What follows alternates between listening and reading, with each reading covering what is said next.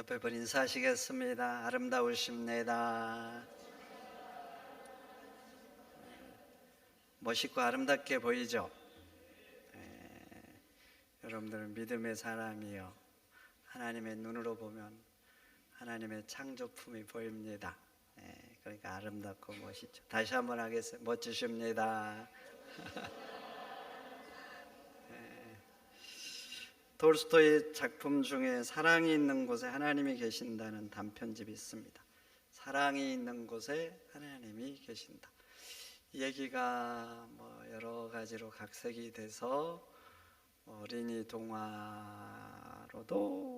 얘기가 나오고, 그래서 여러분들이 교회에서 이거 한 번만 들어본 얘기가 아니에요. 사실 여러 차례 비슷한 얘기를 들어보셨을 겁니다.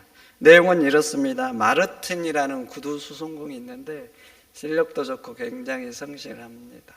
그래서 단골도 있고 성실하게 가족들과 행복하게 사는데 어느 날 아내가 병들더니 죽은 거예요. 슬펐어요. 낙심이 되고. 그런데 어린 자식이 있었어요. 그래서 또 그 어린 자식 때문에 열심히 성실히 그렇게 살아가고 있었는데, 이게 어이된 일입니까? 그 어린 자식도 병이 들더니 죽고 만 거예요. 너무나 힘들고 고통스러웠어요. 하나님을 향한 온통한 마음이 생겼습니다. 하나님, 내 인생 가운데 왜 이런 일이 있냐고. 하나님, 나도 좀 불러가시라고. 하나님 불러가시면 좋겠다고. 하나님 불러가지를 않는 거예요. 그래서 낙심된 마음을 가지고 신앙을 떠나게 된 거예요. 그렇게 이제 세상을 향한 온통한 마음을 가지고 살아가는데, 같이 사는 동네에 나이 드신 지극한 분이 계속 권면을 한 거예요. 그렇게 살면 안 된다고. 다시 신앙을 회복해야 된다고. 그래서 시간이 지난 후에 다시 하나님께 돌아온 거예요. 돌아와가지고 이제 말씀도 열심히 있고 기도 생활도 하고, 그러면서 신앙이 차츰차츰 더 성장하고 하나님의 사람으로 다져져 가게 되었습니다. 그렇게 열심히 이제 하나님 믿고 사는데 어느 날 밤에 예수님이 나타난 거예요. 그러면서 내가 내일 너희 집에 가겠다. 마르트는 너무나 기뻤습니다. 예수님이 우리 집에 오시다니. 그래서 일어나자마자 집안을 막 청소를 했어요. 청소를 하고 예수님 오시면 대접하려고 음식도 정성껏 최선을 다해서 준비를 했습니다. 그리고 이제 예수님이 오시기를 기다리고 있었어요. 언제나 오실까 창문 밖을 보면서 이렇게 기다리고 있는데, 날씨가 추운 겨울이었어요. 그런데 창문 밖 길거리에서 늙은 병사 한 사람이 빗자루로 눈을 치우고 있었어요. 나이가 드셨는지 힘이 든 거예요. 그래서 조금 치다가 앉아있고 조금 치다가 또 앉아있고. 마르틴은 그 늙은 병사가 불쌍했습니다. 이제 쉬어야 되는 인생인데 저의 나이가 되어서도 자기 인생을 책임지려고 쉬지를 못한 거예요. 너무나 안타까운 거예요. 그래서 자기 집으로 오라고 한 거예요. 그래서 따뜻한 차를 주고 쉬고 몸을 녹이도록 한 거예요. 그리고 이 늙은 이제 분도 나가신 거예요. 그리고 또 예수님이 언제 오실까 이렇게 기다리고 있는데 창밖을 보면서 언제 오실까. 또 저 넘어서 한 여인이 옷도 제대로 입지 못하고, 그 추운 날 옷도 제대로 입지 못하고 어린 아이를 업고 오는 겁니다. 그것을 보니까 또 마르틴이 너무 불쌍한 거예요. 이 추운 날 저 여인은 왜 저렇게 할까? 너무나 불쌍해서 자기 집으로 들어오라고 한 거예요. 그래서 예수님이 오시면 드리려고 한 이 음식도 일부를 그 여인에게 주고, 자기 아내가 입었던 그 옷 버리지 못했는데 그 옷도 그 여인에게 주고, 그리고 자기가 그동안 모아놓은 조금 돈도 좀 그 여인에게 준 거예요. 그렇게 해서 그 여인이 또 갔습니다. 그리고 또 예수님을 기다렸어요.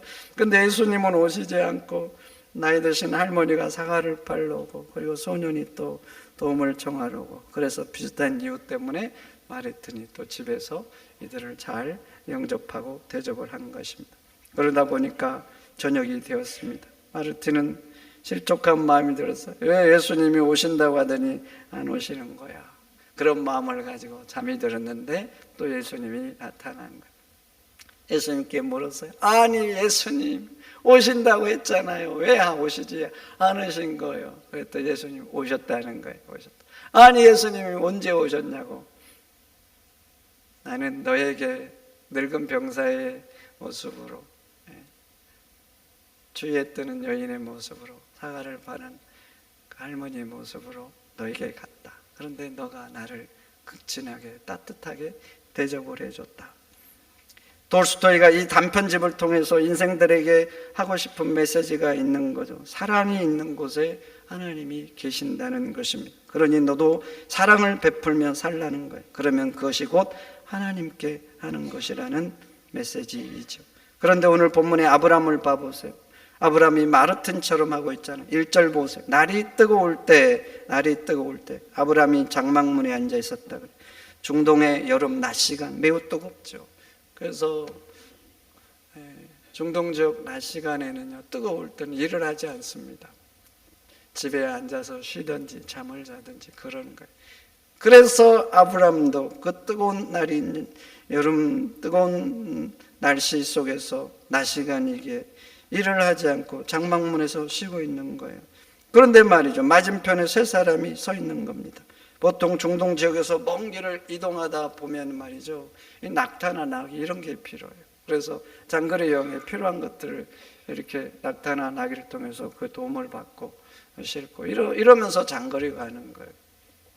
그런데 이 사람들은 딱 봐도 이방인 나그네고 그렇게 여행길에 있는데 아무것도 없는 거예요. 그리고 영접하는 사람도 없고, 그래서 낮 시간인데 이 뜨거운 날인데 길거리에 있는 겁니다. 누군가의 도움이 필요하고 누군가는 영접해서 좀 먹을 것도 쉴 것도 도와줘야 될 상황인 것입니다. 그러니까 아브라함 봐보세요. 그런 상황인 거예요. 그래서 장막문에서 그 사람들을 봤습니다. 아브라함이 어떻게 합니까? 달려나갔다 그래요. 달려나가서 영접하고 그 사람들을 극진히 대접을 한 거예요. 그런데 1절에 봐보세요. 그 사람들이 누굽니까? 그 사람들은 누구예요? 여호와 하나님인 거죠. 하나님께서 지금 소돔의 사람의 형상을 가지고 소돔으로 향하고 있는 그 노정길에 있는 거예요. 그런데 아브라함이 본 거예요. 그런데 아브라함은 그들이 하나님인 줄도 모르는 거예요. 하나님도 모르고 극진하게 이방 여행객이라 생각하고 그들을 도와준 거예요. 그래서 부지 중에 아브라함은 하나님을 자신의 집에서 영접하고 대접하게 된 것입니다. 그래서 히브리서 13장 2절에 이렇게 말합니다. 손님 대접하기를 잊지 말라. 이로써 부지 중에 천사들을 대접한 이들이 있었느니라. 아브라함 얘기를 하면서 너희들도 도움이 필요한 사람들, 단지 나그네뿐만 말하고 있는 게 아니에요. 도움이 필요한 사람, 너희 주변에 어려운 사람들을 대접하면서 살라는 겁니다. 그것이 곧 하나님을 돕는 거라 이렇게 말씀하고 있는 겁니다. 여러분, 하나님이 우리 인생 가운데 찾아오실 때는 초월적인 방법, 신비적인 방법으로 찾아오실 수도 있습니다. 그러나 대개는 신비하고 초자연적인 방법으로 찾아오시는 게 우리 일상 가운데 사람들과 함께 우리의 일상 속으로 오시는 겁니다. 때로는 병든 사람과 함께 여러분 곁에 하나님이 계실 수 있습니다. 때로는 가난한 사람들과 함께 우리 곁에 하나님이 그렇게 우리와 함께 사실 수도 있는 거예요. 때로는 내가 가게를 하면 손님으로 오실 수 있고, 때로는 아픔과 고통을 당해서 힘들어하는 사람 모습으로 내 곁에 머물 수도 있습니다. 때로는 A가 무례한 사람으로 우리에게 찾아오실 수도 있는 겁니다. 그럼 대개 사람들은 그러죠. 그 속에 하나님과 함께 찾아오신 그 하나님을 느끼지 못하고 그 사람들을 배척한 경우가 있습니다. 저 인간은 내 인생에 도움이 안 돼. 배척하고 그냥 남이니까 너는 너 나는 나 무관심하게 살 수도 있어요. 그리고 때로는 외면하고 무시하면서 비난까지 하죠. 왜 저렇게 살까? 실상은 하나님께서 그들과 함께 나에게 오신 것인데. 마태복음 25장의 양과 염소 비유 잘 알죠. 거기도 보세요. 예수님이 사람의 모습으로 사람들과 함께 찾아오시잖아요. 양과 염소에게. 예수님이 양들에게 뭐라고 합니까? 장세로부터 너희를 위하여 준비한 나라를 상속하라 그러죠. 상속한다는 게 뭐예요? 너의 것이 된다는 거예요. 너의 것이 된다. 그럼 봐보세요. 왜 이들이 양이고 예수님은 왜 이들에게 창세로부터 준비한 하나님 나라가 너희 것이라고 말씀하신가? 그 이유가 그 다음에 나오잖아요. 이렇게 말합니다. 너희는 내가 줄일 때 먹을 것을 주었고 목마를 때 마시게 하였고 나그네 되었을 때 영접하였고 헐벗었을 때 옷을 주었고 병들었을 때 돌봐주었다. 그러니까 양들이 말합니다. 주여, 우리가 어느 때에 주께 그렇게 하였나이까? 자신들은 예수님께 그렇게 한 적이 없는 거예요. 그래서 주님께 묻는 거예요. 주님, 저희들이 어느 때 그렇게 하였냐? 그러니까 예수님 말씀하죠. 너희가 여기 내 형제 중 지극히 작은 자 하나에게 한 것이 곧 내게 한 것이라. 양들은 말이죠, 죽게 한다고 생각 안 한 거예요. 불쌍하니까, 안타까우니까. 지금까지, 여기까지 하나님의 은혜가 크니까 받은 은혜를 나눴을 뿐이에요. 그런데 주님은 심판의 날, 그 마지막 날, 영생과 영벌을 나누는 그날에 말씀한 거예요. 지극히 작은 자에게 한 그것이 곧 내게 한 것이었다고. 그리고 이제 염소들에게 말하잖아요. 너희는 나를 떠나 마귀와 그 사자들을 위하여 준비된 영원한 불에 들어가라. 영원한 불에 들어가라. 그러면서 왜 이들이 염소고 그들이 왜 영벌에 처하는가? 예수님이 역시 말씀하잖아요. 너는 내가 줄일 때 먹을 것 주지 않았고, 목마를 때 마시게 하지 않았고, 나그네 되었을 때 영접하지 않았고, 헐벗을 때 옷을 주지 않았고, 병들었을 때 옥에 갇혔을 때 돌아보지 않았다. 그러니까 이제 염소들도 항변하잖아요. 주여, 우리가 어느 때에 주께 그렇게 하셨습니까? 주께서 줄이신 것이나 목마르신 거나 나그네 되신 것이나 헐벗은 것이나 병든 것이나 옥에 갇힌 것을 보고 어느 때에 공경하지 않았습니까? 저희들은 그런 적이 없습니다. 그러니까 예수님이 염소들에게도 똑같이 말씀하잖아요. 지극히 작은 자 하나에게 하지 않은 것이 곧 나에게 하지 않는 것이라고. 염소들 항변 보세요. 주여, 우리는 그런 적이 없습니다. 만약 주님이 그런 상황이었으면 왜 저희들이 그렇게 하지 않았겠습니까? 그런데 주님은 말씀한 거예요. 너와 함께한 사람에게 그렇게 하지 않는 것이 곧 나에게 하지 않는 것이라고. 그런데 이제 오늘 본문을 봐보세요. 오늘 그 25장 본문을. 양들도 예수님을 주여하고 염소들도 예수님을 주여합니다. 여러분 아시죠? 세상 사람들이, 믿지 않는 사람들이 예수님을 주여합니까? 누가 주여해요? 예수 믿는 사람들이 주여하죠. 그런데 염소들도 예수님을 주여하고 있다는 거예요. 그러니까 이들도 세상 살면서 예수를 믿는 신앙인이라는 거예요. 예수님을 믿고 예배하고 직분도 받아서 봉사하고 똑같이 그렇게 하는 거예요. 그러니까 이들이 세상 사는 동안에 진짜인지 가짜인지 양인지 염소인지 잘 모르죠. 몰라요. 심지어는 염소들도 자신들이 염소라고 생각을 안 해요. 자기가 진짜인 줄 알아요. 그래서 말한 거예요. 주여, 주여, 우리가 어느 때 그렇게 했냐고. 그럼 보세요. 똑같이 주여하면서 똑같이 신앙생활 하는데 예수님 무엇을 가지고 양과 염소를 구분합니까? 바로 약자를 어떻게 대하느냐, 약자를 어떻게 삶에서 대하느냐, 그거 가지고 구분하잖아요. 여러분, 왜 약자일까요? 왜? 세상 보세요. 강자들에게는 다 잘합니다. 강자에게 못한 사람 보셨어요? 여기 포스코 직원들 계시지만 회장님한테 찾아가서 막 따지고 마음에 안 든다고 막 항변하고 그러십니까? 마음에 안 들어도 공손하고 꼬아도 예의를 차리죠. 강자잖아요, 강자. 강자 앞에서는요, 특별하지 않으면, 내 인생을 걸지 않으면 함부로 하지 않습니다. 근데 약자들에게는 그렇지 않아요. 약자들에게는 내가 조금만 더 강자여도 함부로 말하고 쉽게 대하잖아요. 쉽게 책망하고 왜 너 그렇게 하냐고 쉽게 합니다. 쉽게. 그래서 강자에게 하는 건 기준이 안 돼요. 왜냐하면 모든 사람들이 보편적으로 살아니까. 약자가 기준이에요. 그래서 약자에게 어떻게 하는가, 그 사람의 진면목이 나오는 거예요. 그 사람이 진짜인지 가짜인지.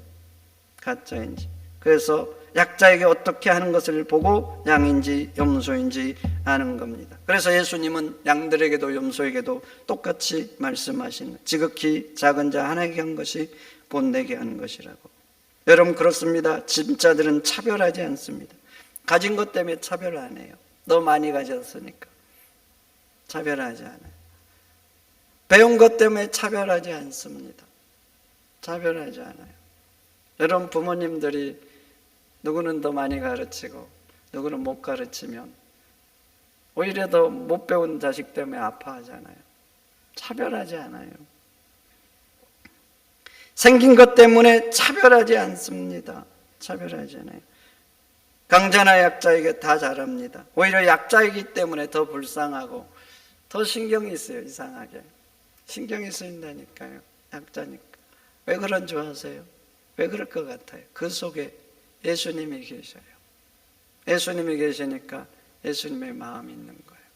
예수님 봐보세요. 우리를 얼마나 불쌍히 여깁니까? 악하잖아요. 악해. 여러분 자신을 잘 들여다보세요. 여러분 속에서 나오는 그 악들, 제 자신도요 얼마나 악한지 몰라요. 돌아보면 다 안다면 너무나 창피할 일이죠. 그렇게 악해요. 그런데 예수님 불쌍히 여긴 거예요. 안타깝고. 그래서 십자가에 지신 거 아니에요. 우리 그런 악한 인간을 살리시고 구원하시려고. 근데 진짜들 속에는 예수님이 계신 거예요. 예수님의 마음이 있고. 그래서 약자들 보면 오히려 더 신경이 쓰이고, 내가 혹시 그들 도와야 되는데 돕지 못하면 후회가 되잖아요. 내가 왜 그때 그랬을까? 나도 좀 어렵지만 그때 도와줄까? 이런 마음이 생기는 거예요. 그런데 가짜들은 그렇게 할 수가 없습니다. 왜 그런 줄 알아요? 그 속에 예수님이 없는 거예요. 예수님이 계시지 않으니까 당연히 예수님의 마음도 없죠. 없는 거예요. 그러니까 예수님 없는 세상 사람들과 똑같이 사람들을 대하는 거예요. 그런데 세상을 한번 봐보세요. 가짜들 천지죠. 세상에도 교회도 그래요. 강자에게는 한없이 자는데 약자들에게는 한없이 강한 사람들. 대법관에 임명한 모 판사 보세요. 버스기사 800원을 횡령했다고 그 기사를 그 회사에서 해임하는 게 정당하다고 판결했습니다. 17년 동안 그 회사에서 버스를 운전을 했답니다. 자그마치 17년 동안. 근데 자판기 커피를 뽑아 먹으려고 그 손님이 낸 400원씩 2번을 그 자판기 뽑아 먹는 데 사용한 거예요. 물론 100원이 됐든 10원이 됐든 잘못은 잘못이죠. 그러나 17년 동안 아무 일 없이 운전을 했는데 800원 때문에 해임하는 게 정당하다고 한 거. 여러분 생각 어떻습니까? 이 판사의 판결이 정당하다 아니면 지나치다 논란이 있을 수 있습니다. 이 사건 하나만 보면 그래요. 근데 이 판사가 이후에 또 다른 판결을 했습니다. 유흥업소에서 접대를 4번이나 받은 검사를 무혐의 처분으로 처분을 내려줬어요. 징계를 3개월인가 받았어요. 3개월인가 받았어요. 근데 무혐의 처분을 한 거예요. 누가 접대를 했느냐? 변호사가 접대를 한 거예요. 변호사가 자기 고객한테 사건을 의뢰를 받았죠. 근데 그 검사가 그 사건을 뭐 조사하는 사람인지 어쩐지 그랬나 봐요. 그러니까 좀 그 검사한테 잘 봐달라고, 그것도 유흥업소에서 접대를 4번이나 한 거예요. 돈을 줬는지 안 줬는지는 뭐 알 수가 없죠. 그러나 내력은 알 수 있잖아요. 접대받은 내력. 거기 갔던 거 증인도 있고. 그런데 3개월 정직받는 것이 말이 안 된다는 거예요. 그래서 이 판사의 판결문이 이렇습니다. 제가 나온 그대로 읽어드립니다. 처분이 지나치게 무거워 사회 통념상 현저하게 타당성을 잃었다. 그럼 800원은 어떻게 되는 거예요? 어떻게 생각해요? 그거 하나만 놓고 800원짜리 놓고 보면 논란이 있지만, 똑같은 판사가 검사가 유흥업소에서 변호사가 이 사건 좀 어떻게 좀 해달라고 고액의 접대를 4번 한 것은 이렇게 판결한 거예요. 사회통념상 너무 무겁다. 그래서 무혐의 처분을 한 거예요. 그런데 여러분, 이 판사만 그런 것 같아요. 우리 삶도 보세요. 가진 것 가지고 차별하고, 배운 것 가지고 차별하고, 심지어는 생긴 것 가지고도 차별하잖아요. 여러분들은 안 그러시죠? 안 그러시죠? 저 키 작다고 안 무시하죠?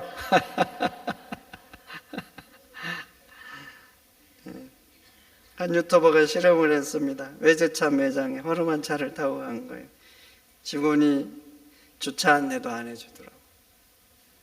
일부러 시험한 거예요, 실험.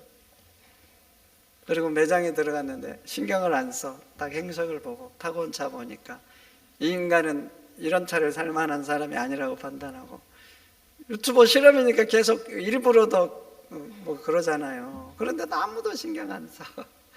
똑같은 사람이 똑같은 매장에 이제 비싼 차를 타고 간 거예요. 직원이 나와서 주차 안내부터 해줬습니다. 주차 안내부터. 들어갔는데 공손하게 설명하고 심지어 차까지 대접을 했어요. 차까지. 그래서 세상에는 없으면 슬프고 못 배우면 힘들고 사람들이 차별하잖아요. 그런데 여러분, 차별은 죄입니다. 그리고 톨스토이 그 단편집에서 말한 것처럼 차별이 있는 곳에는 하나님이 계시지 않아요. 마태복음 25장에서 예수님 말씀하신 것처럼 그 사람이 아무리 주여 주여 한다 할지라도 그 사람은 가짜고 재회 심판날에 지옥의 형벌을 면할 수가 없어요. 여러분, 진짜는 차별하지 않습니다. 오히려 약하기 때문에, 약자기 때문에 신경이 쓰이죠. 그 속에 예수님이 계시기 때문에 그래요. 그런데 가짜들은 속에 예수님이 계시지 않기 때문에 당연히 예수님의 마음도 없고 차별하는 거예요. 그럼 오늘 본문을 다시 봐보세요. 세 사람이 뜨거운 낮에 거리에 서 있습니다. 아브라함과 무슨 상관입니까? 그 사람들이 먼 길을 왔든 뭐 지나가든 그들이 그늘에 있든 뭐 앉아있든 무슨 상관이냐고요. 그리고 이들이 나그네잖아요. 나그네. 지나가면 끝입니다. 지금이야 뭐 왕래도 하고 사람들이 왔다 갔다 하고 갔다가도 쉽게 오지만 고대는 그렇지 않아요. 여러분들이 뭐 한 300년 전에 태어났으면 뭐 대개는 16km 반경을 안 벗어나고 죽으실걸요. 16km가 뭡니까? 4km도 잘 이동을 안 하죠. 특별해야 이동하는 거예요. 왜냐하면 걸어가야 되니까. 이들이 지나가면 끝이에요. 내가 아무리 잘해도 나한테 어떻게 해줄 수가 없어요. 그런데 아브라함 봐보세요. 그런 나그네이고 어떻게 합니까? 달려나가서 영접하고 몸을 땅에 굽혔다 그래요. 마치 봐보세요. 무슨 자기가 큰 아쉬움이 있고 그 사람의 큰 도움을 받아야 될 처럼 그렇게 하잖아요. 그리고 물을 가지고 발을 씻기고 쉬시라 그래요. 그럼 내가 떡을 가지고 오겠다고. 그럼 마음을 상쾌하게 가시라고 합니다.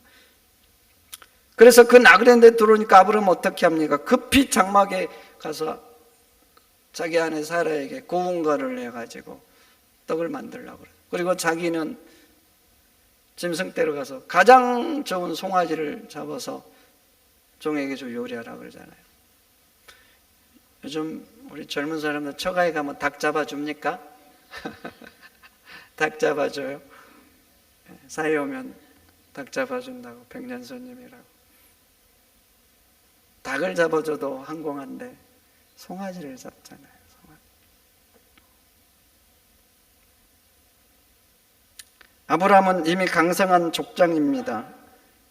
여러분, 그 앞에 사건 아시죠? 롯을 구하러 갈 때, 롯을 아브라함이 구하러 갈 때 몇 명 데려갔어요? 318명 데려갔잖아요. 그 수하에 장정 318명이 있을 정도로 강성한, 이미 동물도 많고 하인도 많고. 그런데 한낱 나그네인데 뭐 지나가면 끝인데.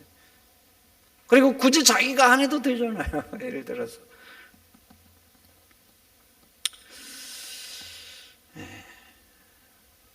골로새서 3장 23절 무슨 일을 하든지 마음을 다하여 죽게 하듯 하고 사람에게 하듯 하지 말라. 근데 지금 아브라함이 그렇게 한 거예요. 나그네인데 하나님 대하듯 하고 있는 거예요.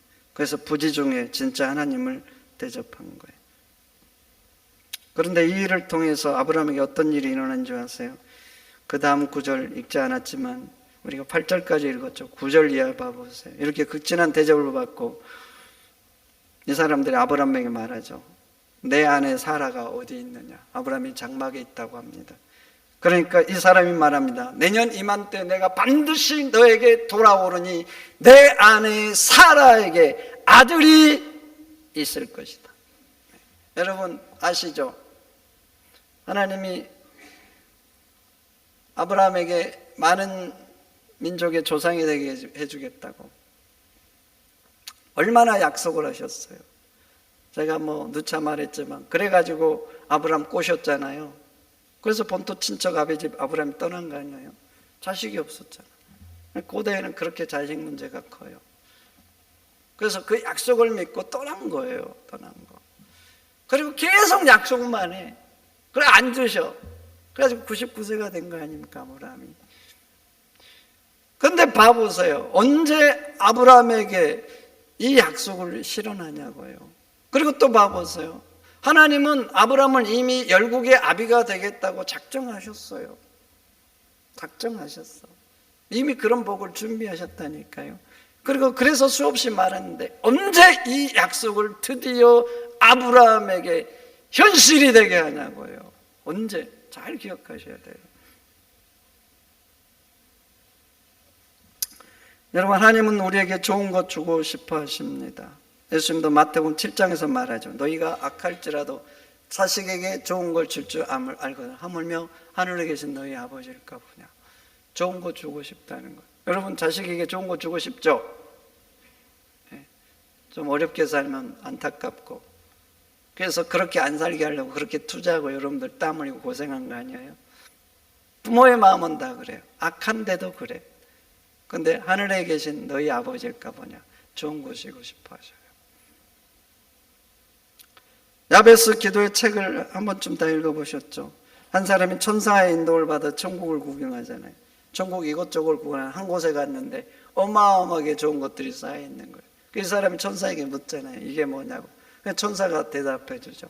하나님이 그 자녀들에게 주시려고 한 것인데 아직 내려가지 못하고 이곳에 쌓여있는 거라. 그럼 오늘 본문 말씀을 한번 기준으로 봐보세요. 본문 말씀을 기준으로. 하나님은 이미 아브라함의 열국의 아비가 되게 해주려고 작정하셨어요. 근데 이 위대한 약속, 위대한 복은 언제 성취하냐고. 언제? 그럼 그것을 기억하시라고요. 기억하죠. 그러면 하나님께서 우리에게 좋은 거 주시려고 이미 작정하시고 주고 싶어 한다니까요. 하나님은 여러분들의 마음보다 더해요. 자녀들 향한 마음보다. 사랑해 주잖아요. 독생자를 내어주기까지 하네요. 그러니까 좋은 거 주. 언제 하나님이 천국에서 준비한 그 복을 언제 주시겠어요? 여러분, 그렇습니다. 우리 다 예수님 믿죠? 여러분, 예수님 믿으시죠? 그래서 예수님을 주여라고 합니다. 그렇게 예수님을 주여 하는데 예수님이 보시면 나는 양일까요? 염소일까요? 양일까요? 염소일까요? 여러분 자신을 한번 점검해 보세요. 어떻게 점검해 보는가? 나는 사람들에게 어떻게 대하는지, 강자에게나 약자에게나 모두 죽게 하듯 하는지, 아니면 차별하는지. 예수님은 말씀하셨습니다. 지극히 작은 자 하나에게 한 것이 곧 내게 한 것이라. 여러분들은 그런 마음일 수 있어요. 불쌍하니까 돕다, 도왔다. 하나님 감사해서 하나님 은혜 생각하면서 도울 수 있다니까요. 나는 그 사람한테 한 거예요. 그렇게 생각하죠. 그 사람한테 했다. 그런데 마지막 심판의 날 예수님 그렇게 대답 안 한다니까요. 너가 나에게 했다. 이렇게 하셔요. 어떤 사람은 기분 나빠서 그 사람 함부로 대할 수 있어요. 마음에 안 들어서 욕하고 비난하고 등지고 죽일로 만들 수 있어요. 그럼 나는 그 사람한테 했다고 생각하잖아요. 지금 그 사람 흉보고 다닌 거예요. 그 사람. 그런데 예수님은 그 마지막 심판의 날, 영벌과 영생을 가르는 그날에 그 사람에게 그렇게 말합니다. 너가 나에게 그렇게 했다. 너는 사단과 그 사자들을 위하여 예비된 영혼의 문포로 들어가라. 여러분 한번 점검해 보세요. 나는 양인지 염소인지 어렵지 않습니다. 어렵지 않아요. 기도하겠습니다. 하나님 감사합니다. 오늘 주신 말씀 마음에 새기게 하소서. 예수님을 주여라고 하지만 내 삶은 나와 함께 살아가는 사람들에게 나는 어떻게 하는지 하나님 죽게 하듯 하게 하소서. 예수님의 이름으로 기도하옵나이다. 아멘.